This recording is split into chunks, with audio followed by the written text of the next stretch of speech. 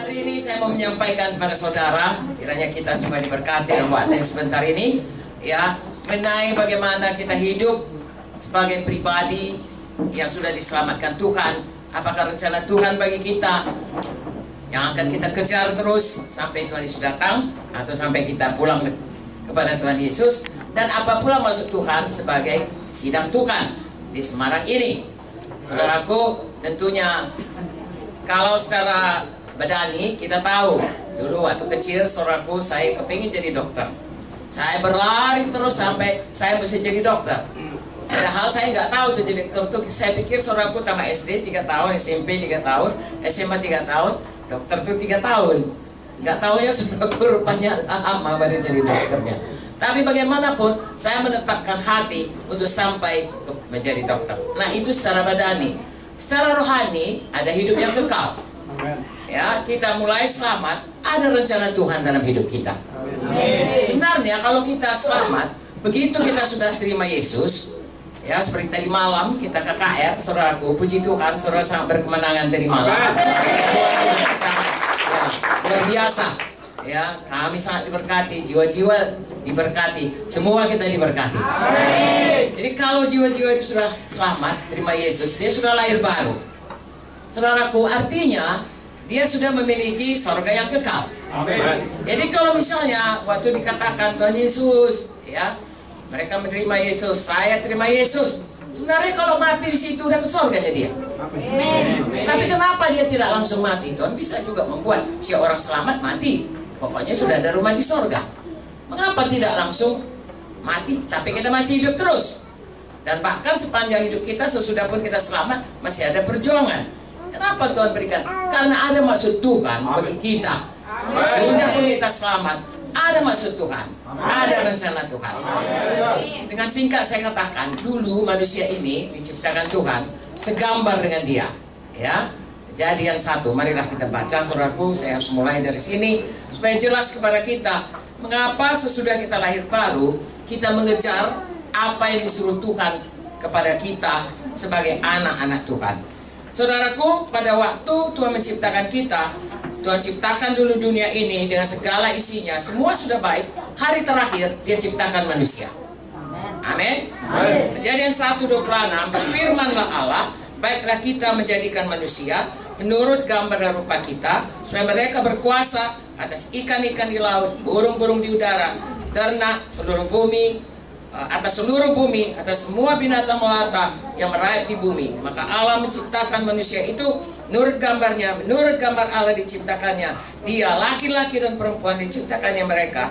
Allah memberkati mereka, lalu Allah berfirman pada mereka, beranak cuculah, bertambah banyak, penuhi bumi, taklukkanlah itu, berkuasalah atas ikan-ikan di laut, burung-burung di udara, segala binatang merayap di bumi.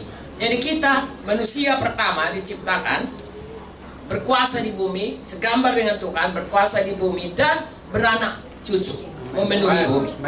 Itulah rencana Tuhan. Tapi kita melihat Tuhan yang menempatkan Adam dan Hawa di Taman Eden, supaya itu dikerjakan oleh Adam dan Hawa di Taman Eden, gagal.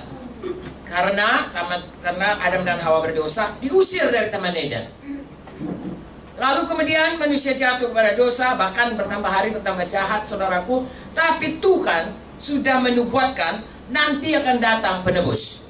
Amen. Yang menebus manusia ini dari dosanya.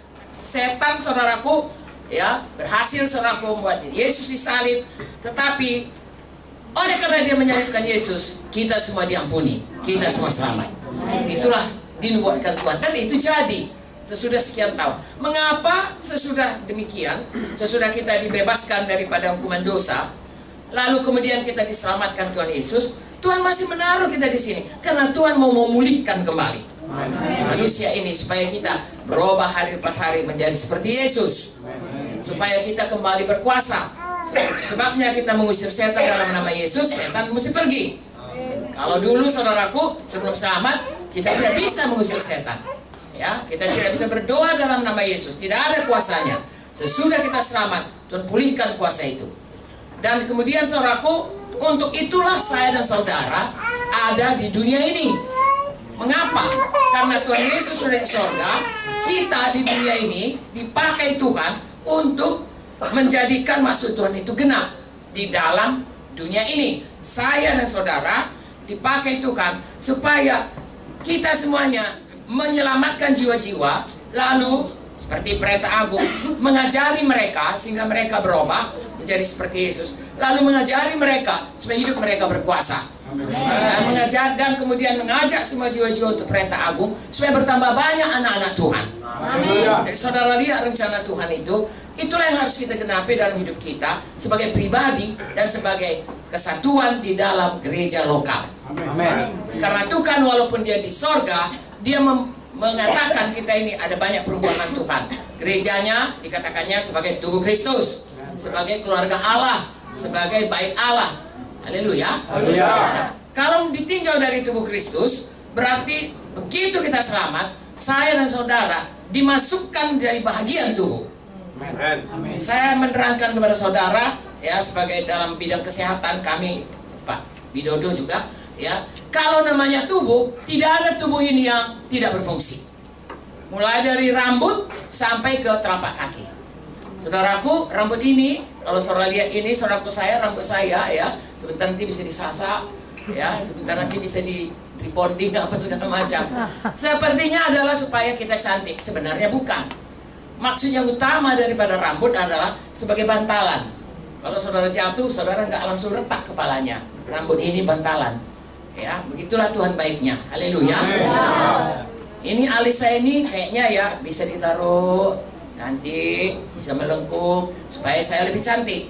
Tapi sebenarnya ini adalah penahan peluh. Ini ada AC-nya ya. Kalau misalnya nggak ada AC, saudaraku, saya khotbah di sini, peluhnya bercucuran, apalagi kalau siang, maka penuhlah. Saya pun berkhotbah, saudara-saudaraku. Tapi karena ada alis, saya bisa melihat saudara, mata tetap tidak. Haleluya. Kecil-kecil seperti itu. Pun apalagi jantung, apalagi paru-paru, itu vital. Kalau tidak ada dia, dison maradian kata orang Batak. Artinya mati. Tetapi saudaraku, Tuhan menempatkan kita, kalau saudara baca dalam 1 Korintus 12, semua kita ini penting. Dan semua kita punya fungsi, ada.